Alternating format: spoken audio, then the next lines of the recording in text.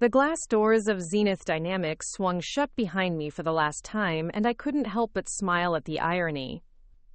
24 hours ago, Miranda Blackwell had looked me dead in the eye and said, "Maybe it's time you retire already, sweetheart. This industry isn't for dreamers anymore." Today, I was walking away as the youngest billionaire in the renewable energy sector, and she had no idea what was coming. Before we jump back in, tell us where you're tuning in from, and if this story touches you, make sure you're subscribed, because tomorrow, I've saved something extra special for you. My name is Elena Rodriguez, and at 28, I just dismantled the company that tried to bury me alive. It started 3 years ago when I was barely out of MIT, clutching my PhD in advanced energy systems like a lifeline. Zenith Dynamics was the golden ticket every young engineer dreamed of. They were the giants of clean energy, the company reshaping how the world thought about sustainability. When they offered me a position in their R&D division, I thought I'd won the lottery. Miranda Blackwell was everything I thought I wanted to become. At 45, she commanded every room she entered, wore power suits that cost more than my car, and had her name on patents that revolutionized solar efficiency. She was the youngest VP in company history, a woman who'd clawed her way to the top in a male-dominated industry. I admired her before I understood what she really was. My first project was supposed to be a minor optimization study on photovoltaic cell degradation. Standard stuff for a new hire. But I'd been tinkering with quantum dot applications since my sophomore year, and I saw something everyone else had missed. The conventional wisdom said that quantum efficiency peaked at certain wavelengths, but my calculations suggested we could push those boundaries using engineered nanocrystal arrays. I spent nights in the lab, weekends running simulations, my coffee-stained notebooks filled with equations that most people would call theoretical gibberish. But the numbers didn't lie. I wasn't just looking at incremental improvements. I was staring at a breakthrough that could double, maybe triple, the efficiency of existing solar technology. The first prototype was crude, held together with laboratory tape and prayers, but when I ran the initial tests, my hands were shaking. The efficiency readings were off the charts. 27% improvement over the industry standard. I ran the test again, then again. Same results. I scheduled a meeting with Miranda for the following Monday. She listened to my presentation with the kind of polite attention you give to a child showing off their finger painting. When I finished, she leaned back in her leather chair and smiled that practice smile I'd learned to hate. "Interesting work, Elena," she said, already reaching for her next appointment file. "Why don't you write this up and I'll include it in the quarterly innovation report?" That should have been my first warning. She didn't ask questions about the methodology, didn't probe the implications, didn't show even a flicker of excitement about what this could mean for the industry. She just wanted me to write it up. I spent the next week documenting everything. Every calculation, every test result, every theoretical foundation. I created detailed schematics, wrote comprehensive analysis reports, and prepared a full technical specification that could guide a development team through to commercialization. I was thorough because I was proud. This was my first major contribution, and I wanted it to be perfect. When I submitted the report, Miranda thanked me warmly and promised to review it carefully. 2 weeks later, I found myself transferred to a different project. "We need your talents on the wind turbine efficiency study," she explained. "Your quantum work is fascinating, but we need to focus on more immediate commercial applications." I should have pushed back, should have asked more questions, but I was young, eager to please, and still believed that good work would eventually be recognized. The wind turbine project was interesting enough, and I threw myself into it with the same intensity I'd given the solar research. 3 months later, I was grabbing coffee in the break room when I overheard 2 senior engineers discussing the upcoming board presentation. "Did you see Blackwell's quantum dot proposal?" one of them said. "Revolutionary stuff. She's looking at efficiency improvements that could reshape the entire solar market." My coffee cup slipped from my hand and shattered on the floor. I stood there, staring at the spreading puddle, as the words sank in. Blackwell's quantum dot proposal. My work, with her name on it. I waited until the engineers left, then walked straight to my computer and accessed the internal project database. There it was. Advanced Quantum Dot Applications in Photovoltaic Systems by Miranda Blackwell, Ph.D.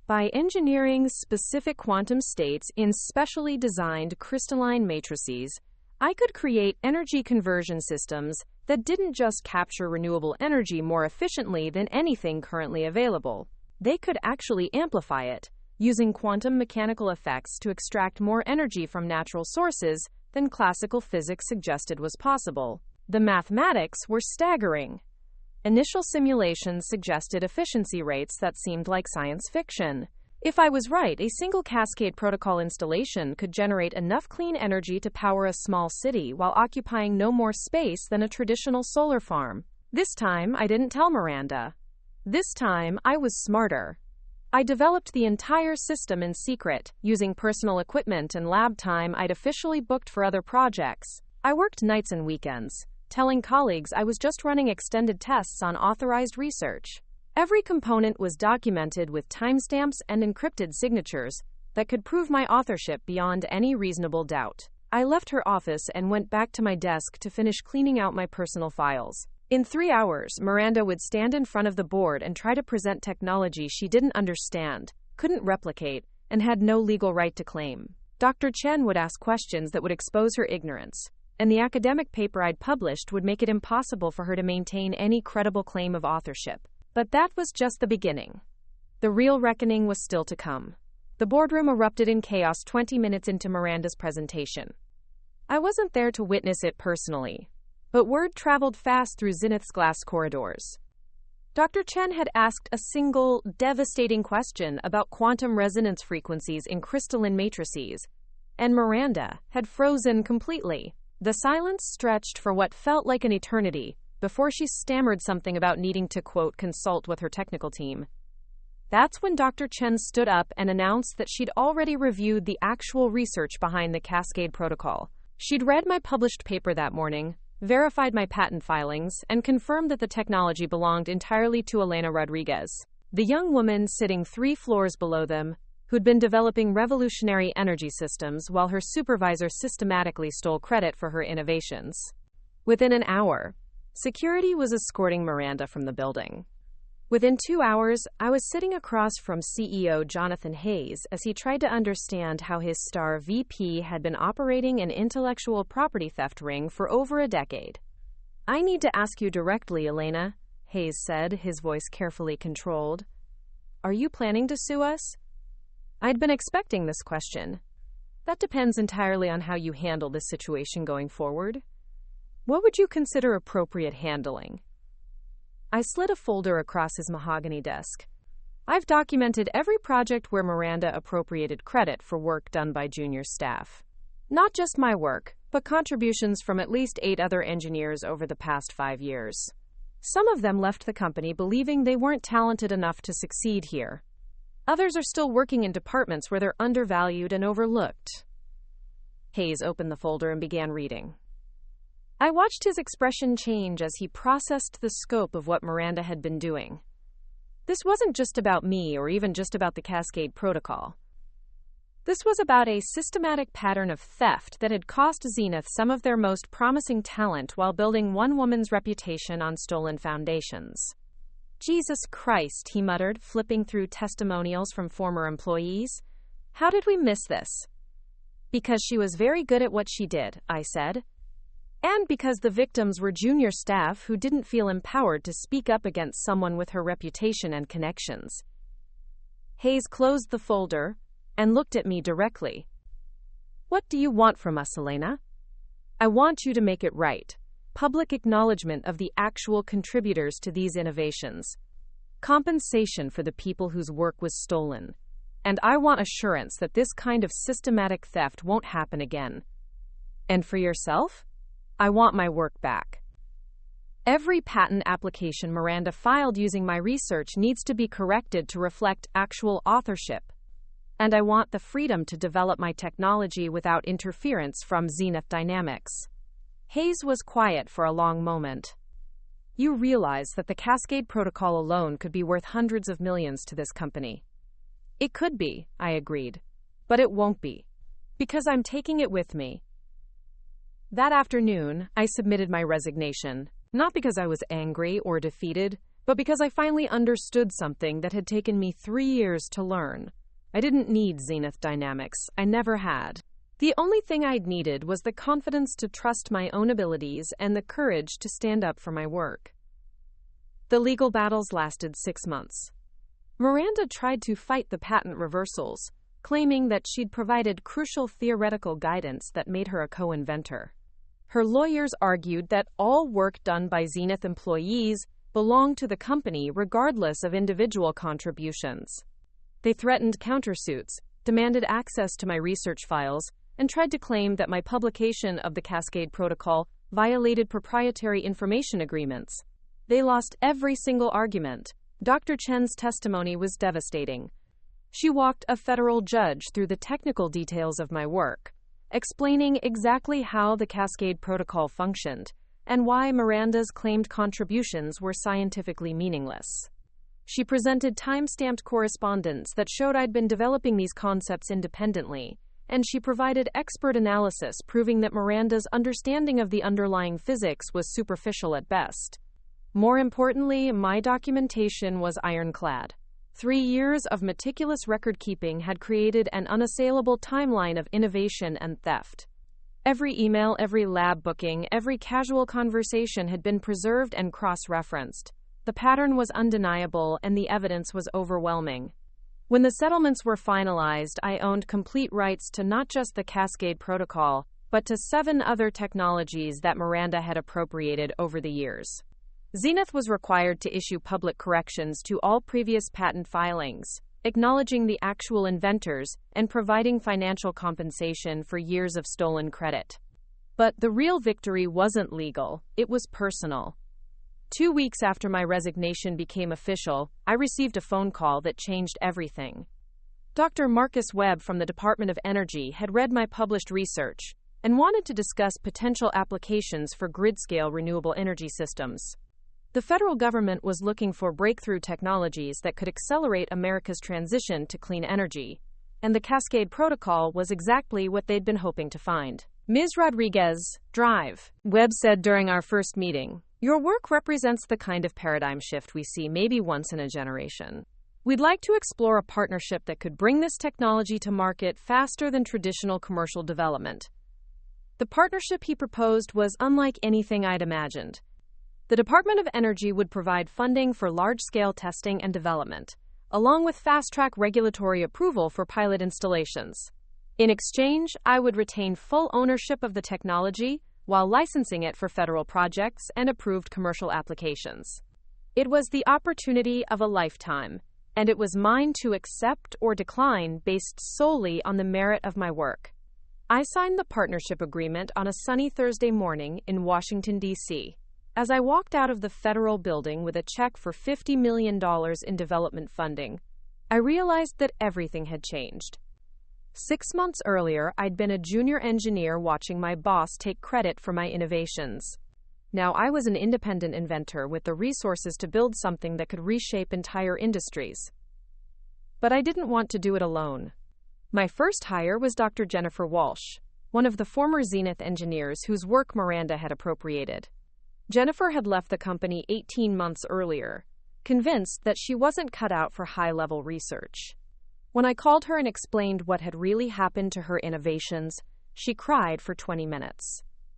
I thought I was going crazy, she said.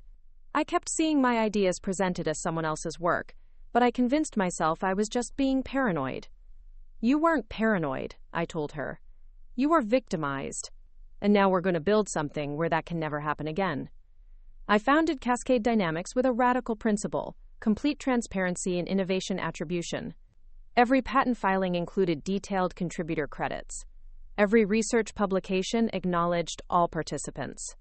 Every presentation to investors or partners clearly identified who had developed which aspects of our technology. More importantly, I implemented equity sharing that reflected actual contributions rather than traditional hierarchies. Engineers who developed breakthrough innovations became partners in the company, with ownership stakes that recognized their intellectual contributions. It wasn't just about being fair. It was about creating a culture where the best ideas could emerge from anyone, regardless of their position on an organizational chart. Within 6 months, Cascade Dynamics had attracted some of the most brilliant engineers in the renewable energy sector. Many of them were refugees from companies where their contributions had been minimized or ignored. They came to us because they wanted to work somewhere that valued innovation over politics, substance over style. Our first major installation was a 50-megawatt Cascade protocol system outside Phoenix, Arizona. The facility occupied just 12 acres, but generated enough clean energy to power 40,000 homes. More importantly, it demonstrated efficiency rates that made traditional solar installations look primitive by comparison. The energy industry noticed immediately. Within weeks of the Phoenix facility going online, I was fielding calls from utility companies, government agencies, and international investors who wanted to understand how we'd achieved such dramatic improvements in renewable energy generation. But the call that mattered most came from an unexpected source. Ms. Rodriguez, this is Amanda Foster from TechCrunch. I'm working on a story about your company, and I wanted to ask about some claims being made by your former supervisor at Zenith Dynamics. I felt my stomach tighten. What kind of claims? Miranda Blackwell is giving interviews suggesting that you stole proprietary research when you left Zenith. She's claiming that Cascade Dynamics was built on technology that rightfully belongs to her former employer. I took a deep breath and reminded myself that I'd been preparing for this conversation for months. Ms. Foster, I'd be happy to provide you with complete documentation of my research development, including patents, academic publications, and legal settlements that establish clear ownership of all technologies used by Cascade Dynamics. I'd appreciate that, but I also wanted to give you a chance to respond to her specific allegations.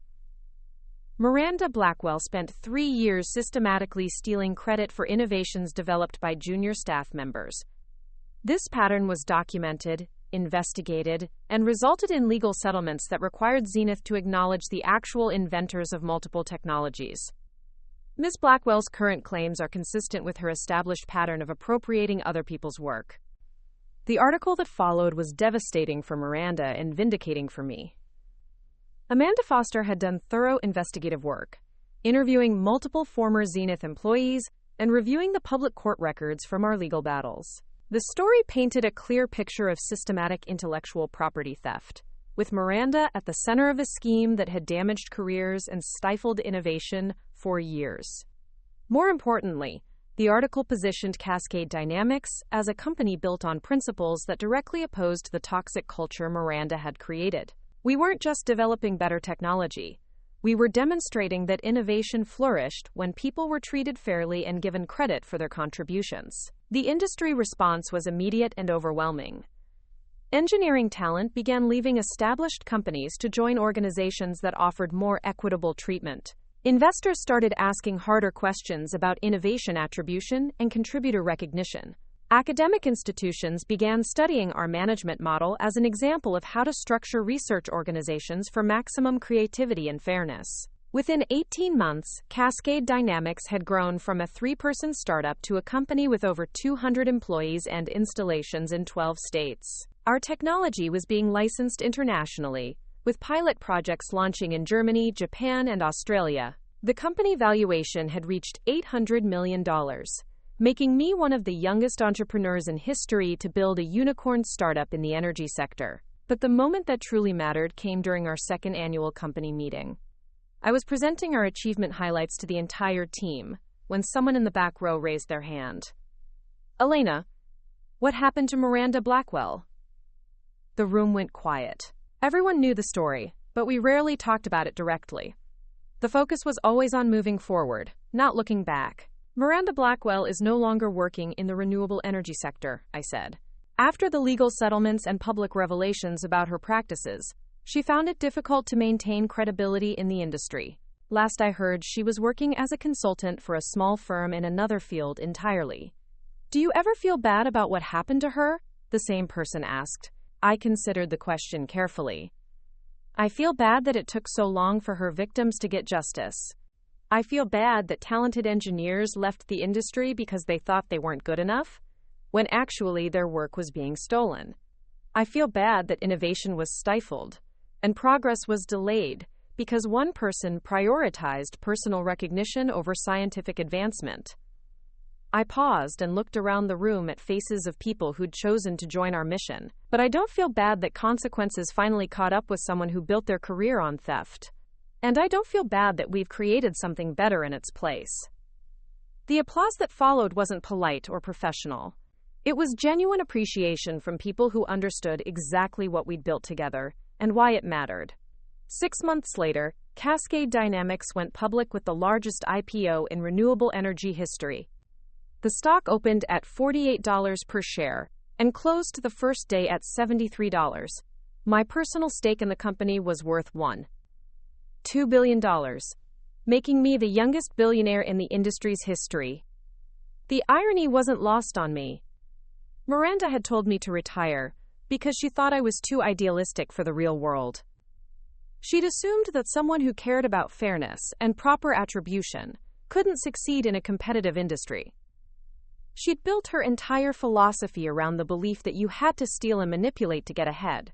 She was wrong about everything. Standing on the floor of the New York Stock Exchange, watching our stock price climb throughout the day, I thought about that conversation in her office. The moment when she'd tried to intimidate me into silence, assuming I was too young and naive to fight back effectively. That night, I called my parents to tell them about the IPO results. My mother cried when I told her the company was worth over $4 billion. My father, ever practical, asked if this meant I could finally afford to buy a house with a proper garage for my workshop. But the call that meant the most came from Dr. Jennifer Walsh, my first hire, and now our Chief Technology Officer. Elena, she said, I just wanted to thank you for giving me my career back. For showing me that I wasn't crazy, that my work did matter, and that there were people in this industry who valued substance over politics. You earned everything you've achieved, Jennifer. I just provided a platform where your talents could be recognized. That's exactly my point, she said.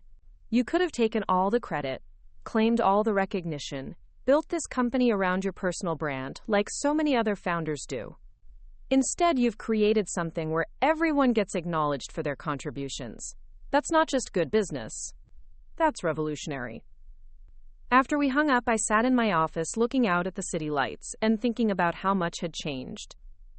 3 years ago, I'd been a junior engineer watching my work get stolen by someone who thought recognition was a zero-sum game.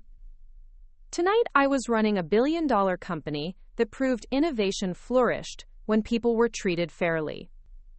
The revenge Miranda feared never came, because revenge was never the point. The point was justice. The point was building something better than what came before. The point was proving that you could succeed without stealing, without manipulation, without stepping on other people to elevate yourself. I opened my laptop and started writing an email to our entire company. Tomorrow would bring new challenges, new opportunities, and new chances to demonstrate that ethical leadership wasn't just possible in competitive industries. It was actually more effective than the alternative. Team, I wrote. Today we proved that doing the right thing isn't just morally satisfying. It's also the best business strategy we could have chosen. Miranda Blackwell had taught me something valuable, though not what she'd intended. She'd shown me exactly the kind of leader I never wanted to become, and in doing so, she'd helped me become exactly the kind of leader the industry needed. Sometimes the best revenge is simply becoming everything your oppressor said you could never be. Up next, you've got 2 more standout stories right on your screen. If this one hit the mark, you won't want to pass these up. Just click and check them out. And don't forget to subscribe and turn on the notification bell so you don't miss any upload from us.